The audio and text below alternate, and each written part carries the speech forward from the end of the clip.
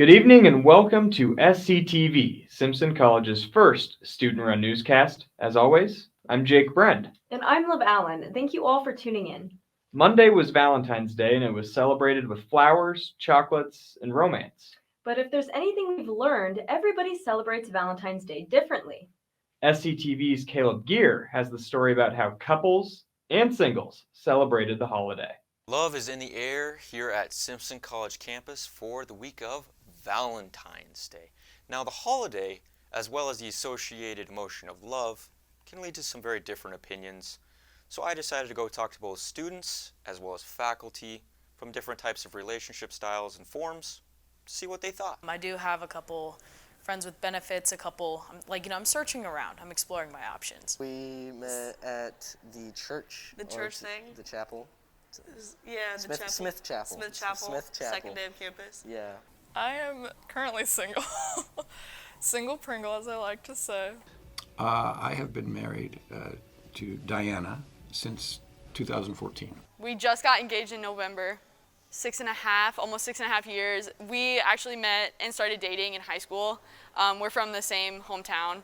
We're both from Mount Vernon. And just as diverse as the classifications of relationship are the ideas of what a great date consists of. I think that a good date is doing something together that you both enjoy, and that could be just around the house, like cooking a meal or going out if you want to go out to a nice restaurant. Perfect date is go out for dinner. You don't want to do something like too crazy on the first date just in case you decide, I don't think this is going to work out.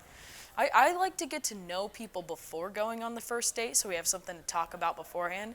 On campus, we hung out a lot, doing homework in Holy Grounds. That was like our place we would always go. We would see a lot of our friends there. I think getting coffee is nice. I'm a big coffee person, so I think just getting a nice cup of coffee, it's pretty casual, nothing too fancy. I mean, we definitely hang out, when it's warmer out. We'll go and hang out by, right out front of Kent. And just sit by the trees and stuff. Even though some can make Valentine's Day especially cheesy, love is still a powerful thing, and not everyone has all the answers. I think it's important to just be who you are. I think, one of the things we have today is lots of dating apps, and it is my understanding that people, they knock 10 years off their age. Maybe not so important for a 22 or 23-year-old, but when you get to be a little bit older, and just be who you are. A lot of people who they're trying to find someone who needs them and not someone who wants them, and there's a big difference with that. You want to be with someone who wants you. You don't want someone who needs you, because that's where a lot of really unhealthy dependency comes. It is truly something special when you have someone that can help you through anything that life has to offer, like any struggles, any obstacles, because life's really hard for everybody. And when you have that person that you can fall back on and help you through it, it's truly something special. Make your romance days what they are. Go out and do something nice for your significant other sometime. Doesn't have to be on February 14th. In marketing classes, we talk a lot about Maslow's hierarchy, and once you get through you got clothes on your back and you've got a roof over your head and shelter from the storm, then what's next? Belonging to something, and it doesn't have to be necessarily a relationship. Even though everyone experiences the complexity and beauty of love, not everyone's Valentine's Day plans looked alike. I'm pretty exploring my options right now. Might explore my options late into the night. So usually Valentine's Day, I just like to sit and watch a lot of rom-coms.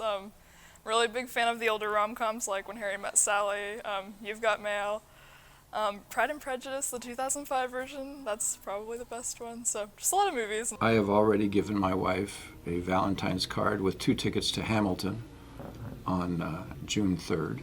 So that was something that she was very interested in doing. And then tonight we are going to finish watching a Bradley Cooper movie and enjoy a bottle of champagne. We're doing it distance style, long distance. He's not living in Des Moines or Simpson or anything. He's actually living back in Mount Vernon. So we celebrated a little bit early. We went out to Des Moines and to a nice like breakfast place and celebrated then. But on actual Valentine's Day, I'm sure we will FaceTime or something of the sort. She wanted to take the lead, so it's all up to her. I just gotta go. For SCTV, with love, Caleb Geer. You may have noticed there's been some movement on the first floor of Dunn Library. With bookshelves now entirely moved up to the second floor, spaces are being cleared, and it's made way for a special giveaway to Simpson's campus. Our Ethan Humble has the story on how you can get some freebies in the form of music.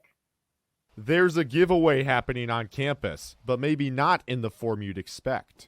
With a major Dunn Library renovation in the coming future, it was time to make space on the first floor. So we've moved everything up to the second floor now. And I went, well, what has our circulation been on our CD collection? We had about 1,500 to start with. Nothing has been checked out, CD-wise, in the last 3 years.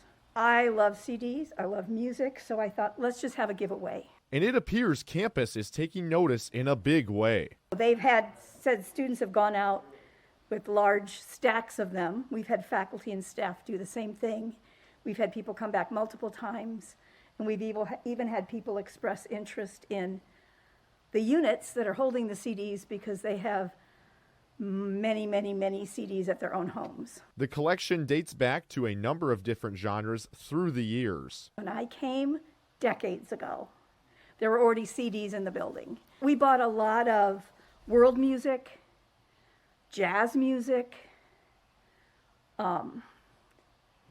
show tune CDs, and opera. And what was it we heard about the library renovations causing this wonderful surprise? The library services will be up on the second floor.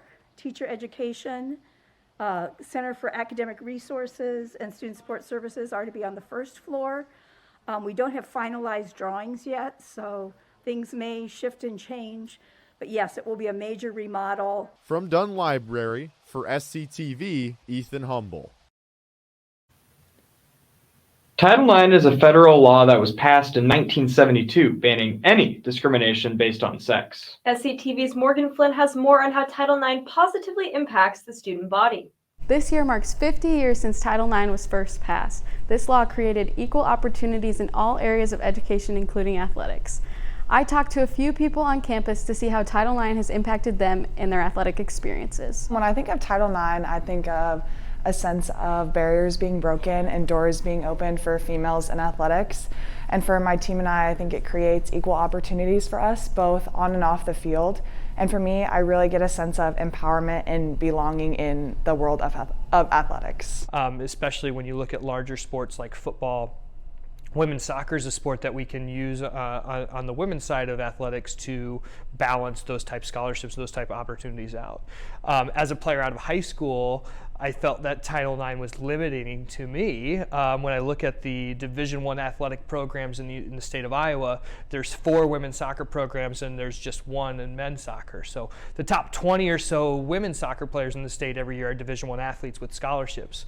The top 3 to 5 men's soccer players in the state of Iowa are Division I athletes with scholarships. So out of high school, I felt that I was one of the top 20 players and would have been a Division I scholarship athlete if I had been on the women's side. But now that I get to coach on the women's side, totally see the merit, and the reality is if I wanted a Division I scholarship, I probably should have played football.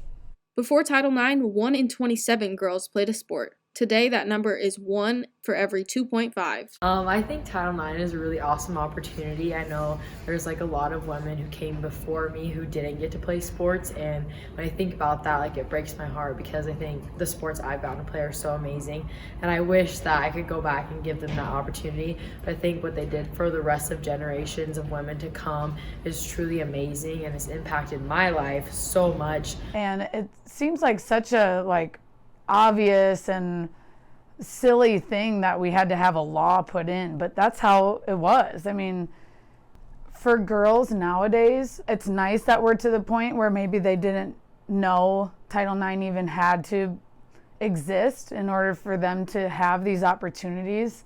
But I think it's really important that we continue to raise awareness and educate everyone about how important it is that we are still not where we want to be for girls and women, not just in sport, but even in society. I think there still can be work done with Title IX to uplift women, but not at the expense of cutting opportunities for men. Reporting for Sctv, I'm Morgan Flynn. With an undefeated record in conference play in the season coming to an end soon, Simpson women's basketball was in pursuit of a regular season conference title. On Saturday, we go to the highlights to see if they won. In action Saturday against the Spartans, first quarter, Kaya Rasmussen feeds Jenna Taylor for 3. But Dubuque kept it close all day, stormed down 7 in the second. Coach Nemeth rallying the troops. Reagan Freeland dishes it to Cam Kincaid on the baseline, drains it. Simpson led by 3 at the break. In the second half, Cassie Nash picks it off, gets the layup in transition. Good finish. Nash had 9 steals and 24 points on the day, Conference Player of the Week. Storm up 12 now. Freeland gets it to Taylor in the low post. She finishes. She has 16 points on the day into the fourth. Freeland going coast to coast. Euro step, goes up and makes the layup, and the Storm are regular season ARC champs. Undefeated season so far, 2 games left still in the conference play. The Grapplers at home on Thursday taking on the Dutch inside Hopper Gymnasium. As always, Dylan McChesney gets the win at 125. Going into 165, Central led 14-3, and Simpson got back-to-back decisions and brought it back to 14-9, but the Dutch got the bonus points in the last 3 matches to win the duel over Simpson 28-9. But the wrestling program has shown that they are on the come-up. Last weekend was the ARC Swimming Invitational. The men finished last and the women took home 4th place, but the swimmers broke 3 records, showing promise for years to come. The track and field teams were in Grinnell over the weekend. The men finished 7th out of 11 teams, and the women finished 9th. The wrestling team bounced back on Saturday against Nebraska Westland, knocking them off 42-3 over in Lincoln. The men's tennis team, we took a tough loss, losing 6-1 over in Fremont, and the men's basketball team dropped senior day to Dubuque 90-68. And that's going to be all for SCTV this week. As always, we would like to give a shout out to Professor Carpinelli, Professor Siebert, and Professor Steffen for making this newscast possible. We'll be back next week. Signing off for SCTV, I'm Jake Brend with Liv Allen. But don't forget, you stay classy, Simpson.